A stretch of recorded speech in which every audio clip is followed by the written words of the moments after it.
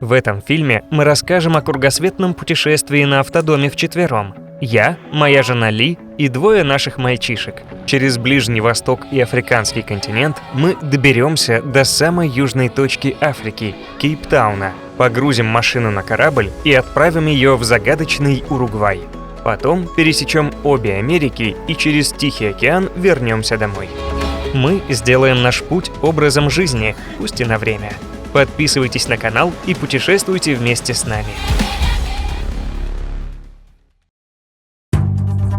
После прощального купания в озере Танганьика мы гоним и гоним вниз по карте Африки, прорезая пространство и время, пересекая дикую безлюдную саванну.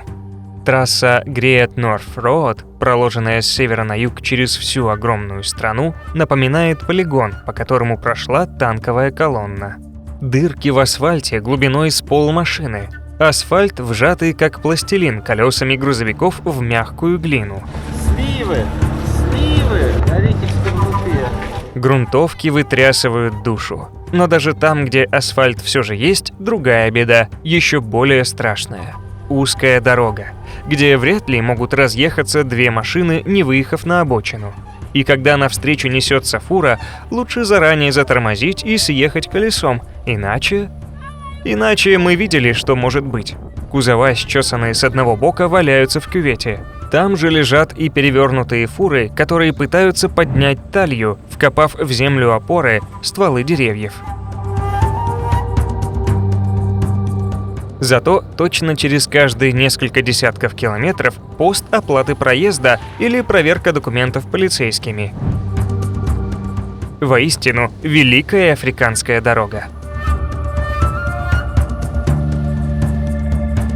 Все по-другому в Замбии. Бескрайние просторы с редкими деревеньками вдоль дорог, бедные жилища под соломенными крышами и босоногой детворой вокруг.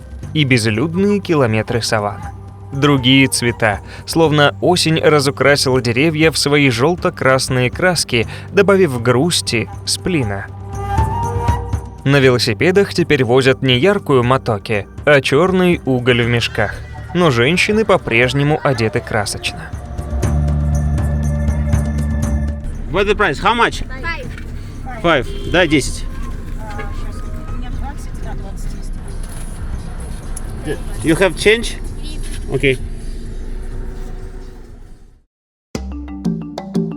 Стало легко находить дикие места для ночевок. Люди в основном не интересуются нами, хотя бывают и исключения. Под вечер, прямо на фоне заката, из красного зарева романтично выплыл мотоцикл с двумя всадниками. Подъехали, представились полицейскими, что-то показали. Мы вежливо объяснили, что едем в столицу, устали и хотим поспать. Хорошо, спите, Замбия безопасна. А на утро разбудил стук в окно. Наши друзья приехали втроем. Видимо, привезли самого жадного, который пытался полчаса объяснить нам на ломаном английском, что мы должны беречь себя, их, природу, что тут змеи и им вообще ничего не надо. Но хорошо было бы и по-дружески, если бы мы немного отблагодарили их, полицейских. В общем, крутился как уж на сковородке. Мы тихо собрались и уехали.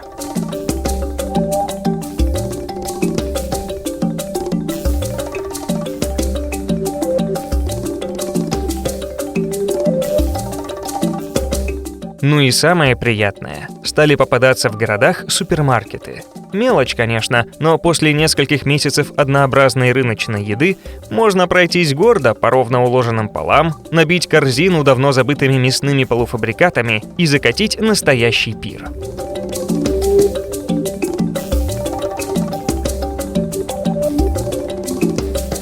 Даже в маленьких городках мы часто видим, как люди собираются и решают насущные проблемы своего района. Самоуправление продуцирует социальную ответственность. Их голос важен, он может на многое повлиять, им не все равно. Въезжаем в столицу Замбии Лусаку. Еще до начала 20-го столетия город даже не существовал. Это была маленькая и сонная сельскохозяйственная деревня, вдруг ставшая столицей. Центр города находится в западной части, правительственный район – в восточной. Город не богат на архитектурные и исторические памятники, но зато Лусака удивительно разнообразна галереями, показывающими работы местных художников. Одна из них – визуальная галерея Генри Таяли на открытом воздухе. И, конечно, Национальный музей Лусаки, где собраны интересные этническо-археологические коллекции. В центре, как обычно, располагается центральный рынок с палатками из жести, где можно прочувствовать основной колорит региона. В остальном – низкорослые офисные здания, гостиницы, торговые центры, забегаловки. Есть несколько мрачных небоскребов в конструктивистском стиле высотой этажей в 20, а самая высокая насчитывает 23 этажа. Наверное, этот город кем-то любим. Но любим лишь на словах. А ему хочется нарядов и дорогих подарков. Он беден, но опрятен, чист. Его прочесывают и убирают, но не украшают. Разговор в полицейской машине с женщиной-полицейским. Вы нарушили, развернулись на главной дороге. Но запрещающего знака не было. На главной дороге нельзя разворачиваться, только поворот. А как узнать, что это главная дорога? Это только в Замбии такие требования? Я соблюдаю международные правила. Да, это в Замбии. Вам нужно оплатить штраф. Составляет протокол. Я не могу сейчас оплатить, у меня нет денег. Я залил на последнее топливо, а карта блокирована. Жду человека, который привезет другую карту через 3 дня. Тогда вы должны отогнать машину в полицейский офис.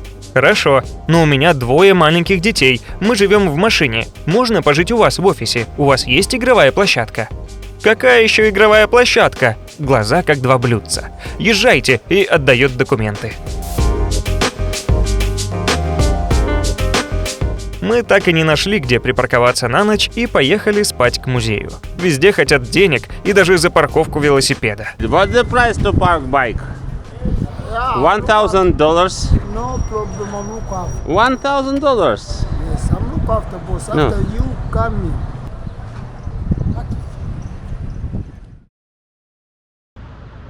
Ну что ж, вот мы и добрались до величественного и могучего, бушующего водами, оглушительно падающими вниз водопада Виктория, открытый самым ярким исследователем Африки, легендарным Ливингстоном в 1855 году. На его мощь влияет самая африканская река – Замбези, разливаясь по просторам саванн и с грохотом и водной пылью срываясь со 120-метровой высоты. Но все великолепие и размах его не сейчас, не в этот сезон. Сейчас он ослаблен и обезвожен, лишь несколькими струйками стекает вниз, словно плачет, вспоминая свою былую силу. Ну а нам просто приходится наслаждаться, додумывая и дорисовывая картину.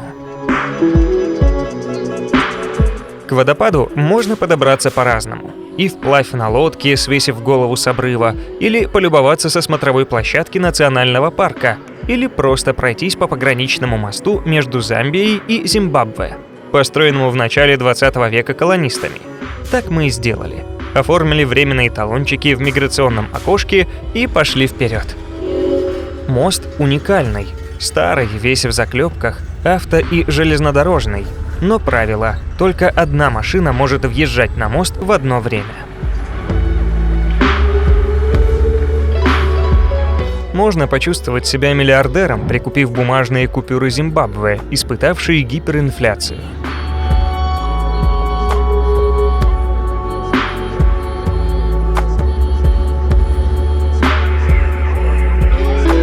Можно прокатиться на зиплайне над водопадом или прыгнуть с моста на резинке головой вниз.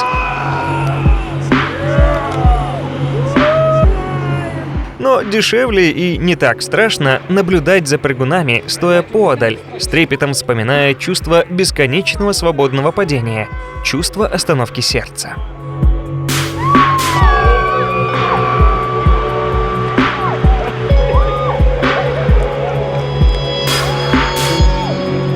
Они целуются, слышите?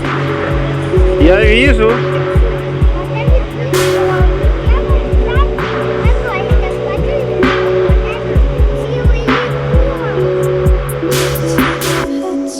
Да, одновременно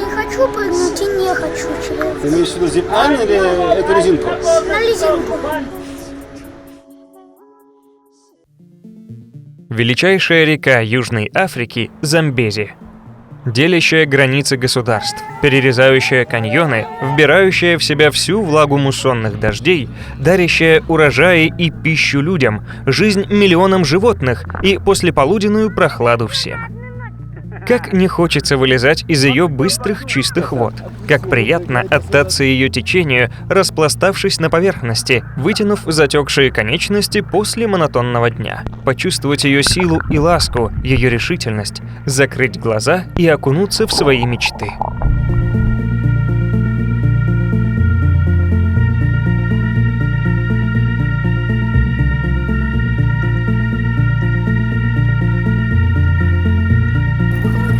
Let's go!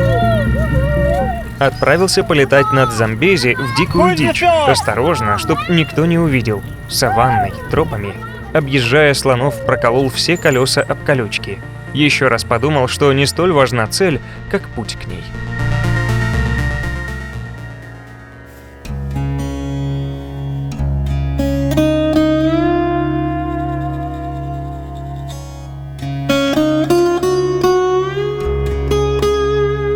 Под балдахинами закатов царит она, связуя страны.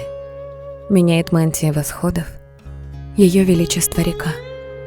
Сверкает бликами в каратах, несет во тьме левиафанов. Плывут в ее вальяжных водах не только годы, но века.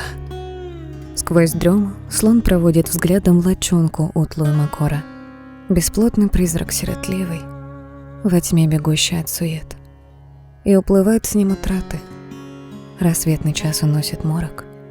Туман молочного разлива разбавит ночь. И будет свет. Плывем вперед, под пенье птичье, под всплески душ пропавших с лодок, сквозь строй проблем гипопотамов, порогом бед теряя счет. С рекой меняем мы обличья, и, ускоряясь год от года, река течет. И нас упрямых к порталам радужным влечет.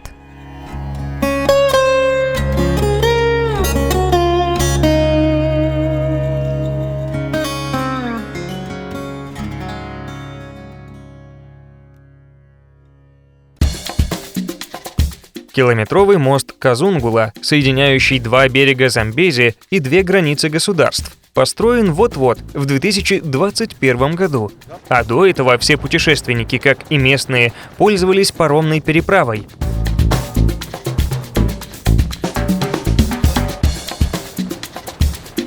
Въезжаем в Ботсвану.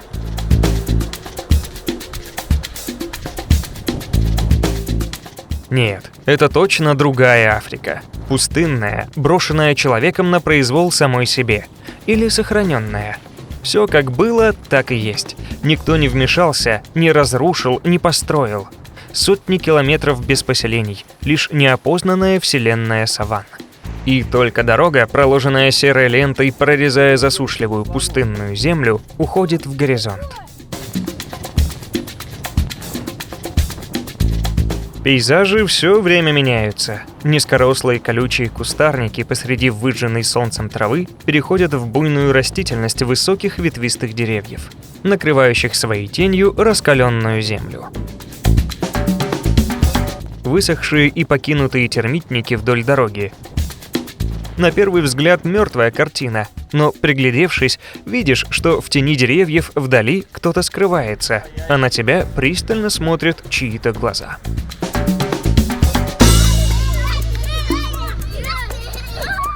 Все, что я мог представлять себе о Ботсване с детства, кажется сейчас как из сказки. Загадочные берега Лимпопо, кишащая дичью природа дельты реки Окаванго, что-то подлинное, африканское.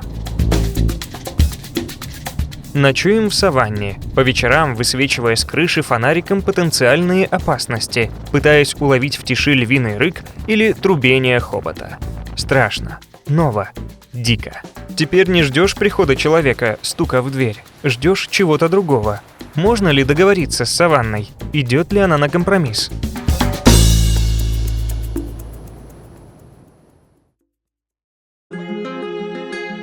Кстати, название Ботсвана переводится как «земля цванов». Это основное население страны, не путайте со сванами в Грузии.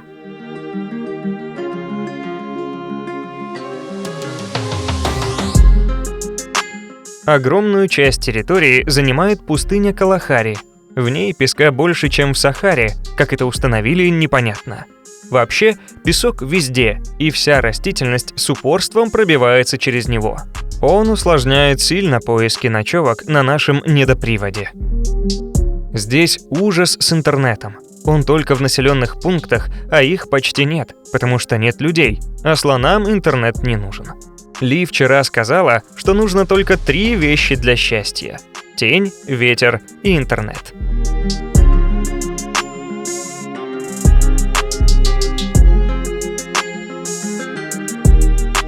Яша, у тебя очередной день рождения? Где ты его сейчас празднуешь? В Ботсване? Да. С днем рождения! Ура! Мы с ужасом поняли, что здесь, в дикой местности, мы даже не сможем побаловаться тортиком. Из нашего рациона питания только лапша всегда есть в запасе и одна дежурная свечка. Но как есть. А еще оказалось, что Яша лишь единожды праздновал свой день рождения дома, все остальное время в путешествиях. А сколько шариков? С днем рождения! Любимый Яки! Испекли мы каравай, вот такой вышины. Судьба нам подарила сегодня за окном удивительное количество диких животных всех национальностей, вальяжно разгуливающих вдоль дорог в поисках спасительной тени.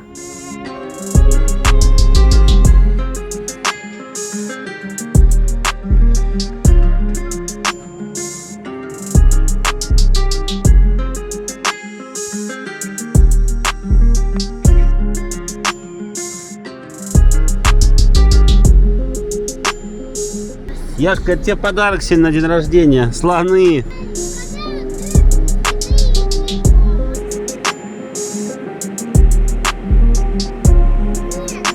Слонам обустроены питьевые колонки, где они собираются, чтобы обсудить дела житейские, слоновьи, не принимая в свой круг посторонних, к тому же еще и без хоботов.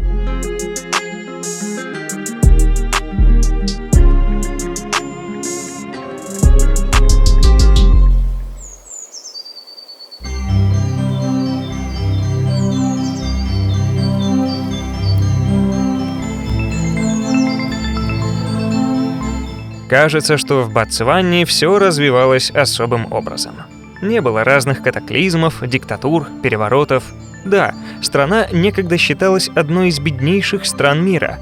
Но после получения независимости на страну обрушилась Божья благодать. Нашли алмазы. Экономика и благосостояние стали расти. Деньги не разворовывались, а вкладывались в инфраструктуру, образование, здравоохранение. Развитие экономики набрало такие темпы, что страна вышла на 1-е место в мире.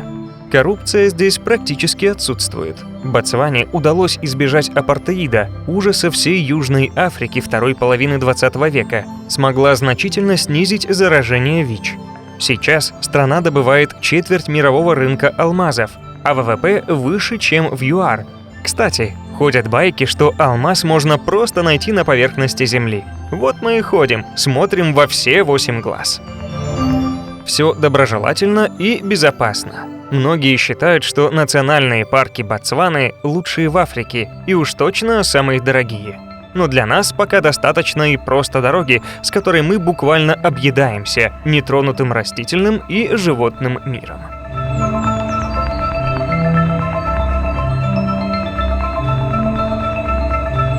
Такое чувство, что Ботсвана – страна с самой маленькой плотностью населения. Здесь люди отличаются каким-то спокойствием и нерасторопностью. Одеваются просто, но в городах непременный атрибут на голове – широкополая панама у женщин и ковбойская шляпа у мужчин. В стране сравнительно чисто, если учесть сильные ветра, которые в других странах наряжают пластиковыми пакетами деревья. Много мусорных баков. И да, Ботсвана – это стада счастливых коров и грустных навьюченных осликов, а блюда из говядины считаются национальной гордостью. Разбился коптер над Окаванго. Летел и разбился, словно крылья обрезало. А как теперь летать? Человек не может не летать, хоть во сне, хоть вот так, коптером. Зачем мы путешествуем? Зачем все это вообще? Кругосветка – сложная штука. Может, ее надо осуществлять частями, этапами, менять ритм, охлаждаться, возвращаться домой, а потом продолжать. Все устали. Дети потерялись, вспоминают дом. Потерялся вектор. А дом – это что? Мы путешествуем, не дом разве ищем? Или дом – это лишь то, куда хочется возвращаться? Может, тогда и не уезжать вовсе? Можно ли искать дом, сидя дома? Конечно, даже проще. А что ты ищешь тогда? Все уже рядом с тобой.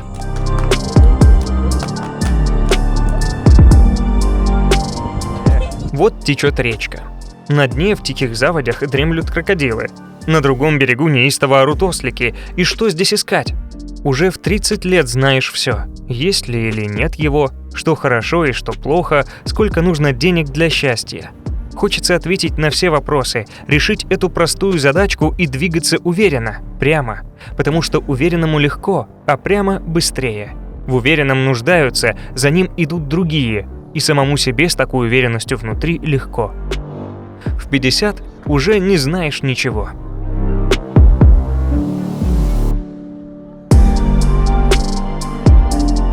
Мне нравятся неуверенные люди, слабые, потерявшиеся. Мне нравятся скептики, люди ищущие, не знающие многого, оглушенные, ослепленные окружающим.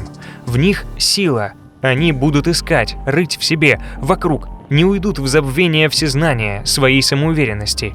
Я хочу взять такого человека за руку, сказать: пошли вместе, нам не прямо.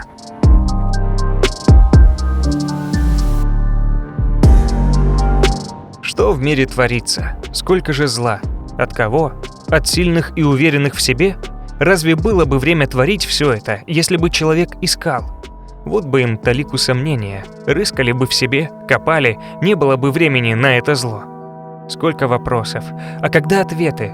А нужны ли ответы вообще? Надо писать. Ну о чем? О Ботсване? Как люди живут? О бегемотах с осликами? О реке? Птицы за окном переливами во все голоса встречают новый день. Рассвет.